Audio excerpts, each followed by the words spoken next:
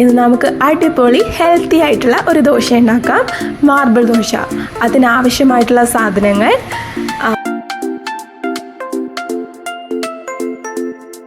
ഉഴുന്ന്, ഉലുവ, പച്ചരി, ചെറുപയർ, വൻപയർ, മുത്താറി. നമുക്ക് ആവശ്യമുള്ള ധാന്യങ്ങളൊക്കെ യൂസ് ചെയ്യാം. നന്നായിട്ട് കഴുകിയിട്ട് നമുക്ക് കുറച്ച് നേരം വെള്ളത്തിലിട്ട് കുതിരാൻ വയ്ക്കാം. ശേഷം ആ വെള്ളത്തിൽ തന്നെ നമ്മൾ മിക്സിയിലിട്ട് നന്നായിട്ട് അരച്ചെടുക്കണം.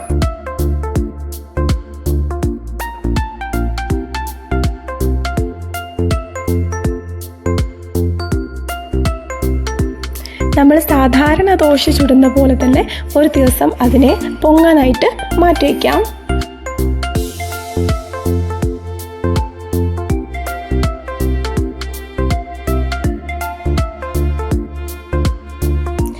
പിറ്റേ ദിവസം നമ്മൾ എടുത്തിട്ട് അതിൽ ആവശ്യത്തിന് ഉപ്പിട്ട് ദോശ ചുടാനായിട്ട് യൂസ് ചെയ്യാം.